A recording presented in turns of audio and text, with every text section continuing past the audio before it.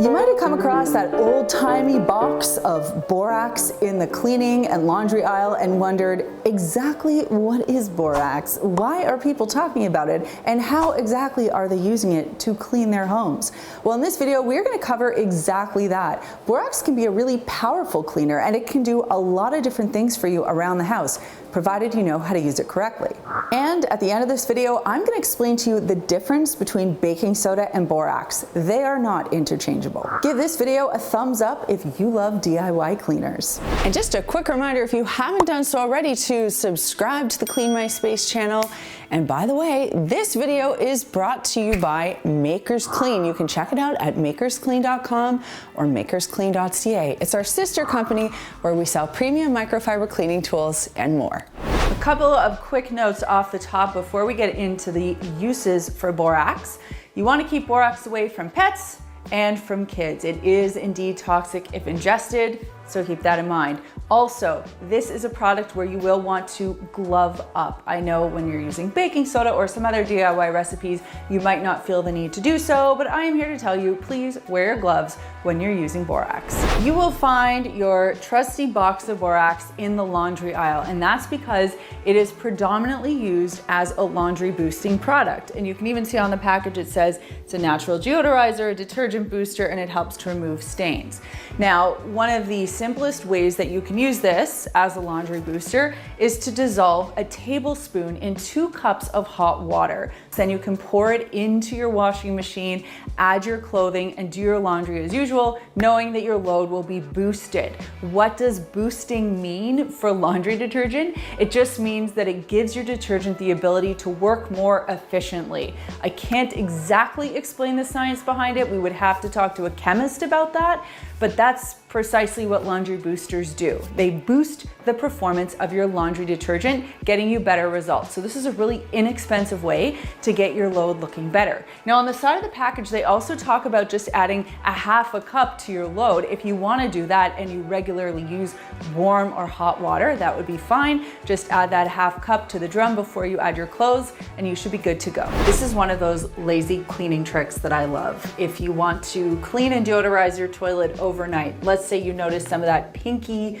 moldy, mildewy stuff building up, or you know that your toilet's had a bit of a rough time and you really want to get it looking clean. Well, here's something you can do. You can take borax and sprinkle it around the toilet bowl. Now, if the area below the water line is dirty as well, you can take your toilet bowl brush and kind of push and force some of that water down the toilet bowl so that you get more access to the porcelain itself. Then you can sprinkle the borax around. You want it to be kind of wet on the inside so that it can kind of sit and do its thing. You're going to leave it overnight. In the morning, get your toilet bowl brush out. Before you brush your teeth, brush the toilet bowl, give it a flush, and you will notice a significant difference. Your toilet bowl will be much brighter. Now, if you already have a pretty clean looking toilet, you're not going to notice a difference, but this will work on some of those dirtier looking toilets that need to be deodorized and brightened. If you notice that your window sills are a little bit moldy, have a little bit of buildup, and you're not quite sure how to deal with it, borax can be your friend here. You can make up a solution of borax and white vinegar. You're going to mix up that paste and first just manually remove as much as you can, whether you're using a cleaning toothbrush or a vacuum with a bristle brush attachment. That way you're not spreading anything. Following that, you're going to apply this paste. You can use that same cleaning toothbrush or a scrub brush to agitate the area. This is going to help physically lift off any of that buildup. The benefit of the borax is that it also whitens and brightens while it's sitting there. So the result after you've rinsed it clean should be a nice clear windowsill without any of that mold or mildew. If you're looking to level up your sink cleaning and you don't want to buy a specialty product, you can use borax to do the job. The way I would do it is I would simply sprinkle in some borax. I'd get a sponge that is non-scratching, wet. I'd add a little pump of dish soap, and then I would start scrubbing the borax into the sink.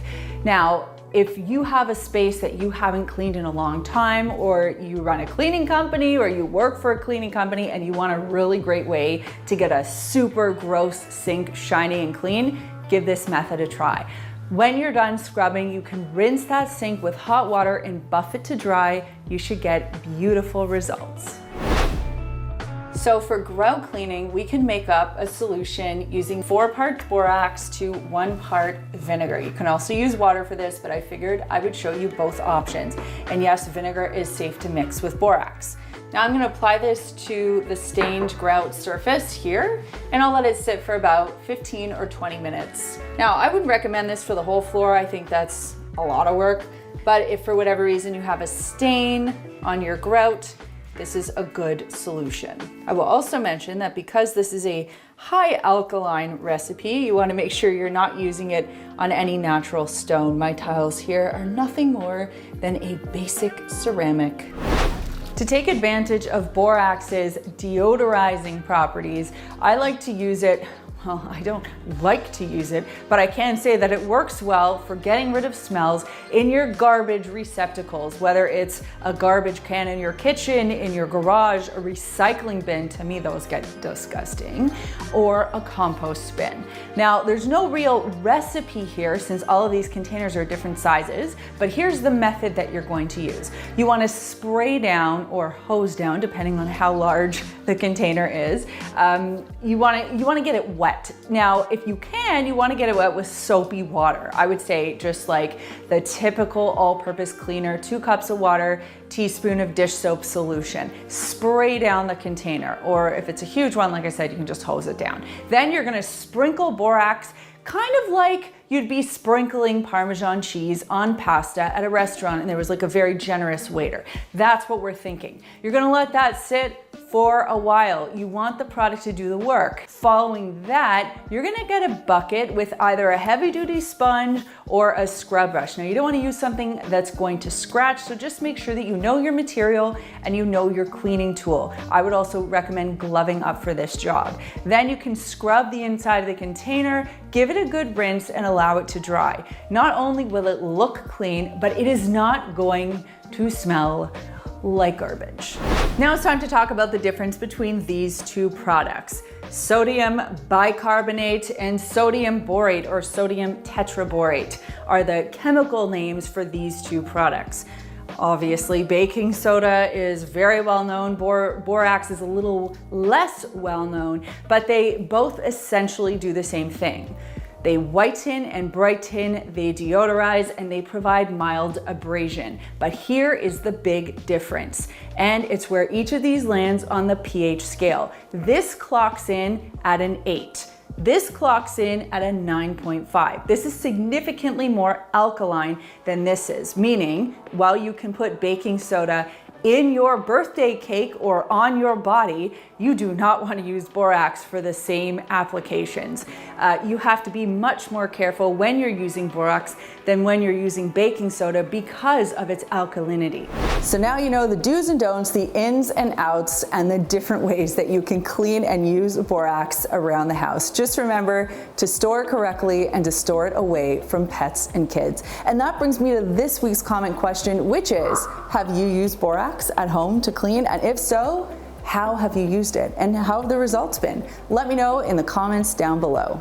Did you know that we have a newsletter here at Clean My Space? You can sign up for it by using the link down below. It's called The Dirty Dish. It's chock full of really great cleaning information, and it's also kind of hilarious. You can check it out down below. Now, if you're not a fan of your house smelling awful when you walk in, you might be interested in checking out this video, which is different reasons why your house smells bad and how to fix it. Trust me, there are a lot of good nuggets in this one. If you haven't done so already, make sure that you subscribe to the Clean My Space channel. Thanks so much for watching, and we'll see you next time.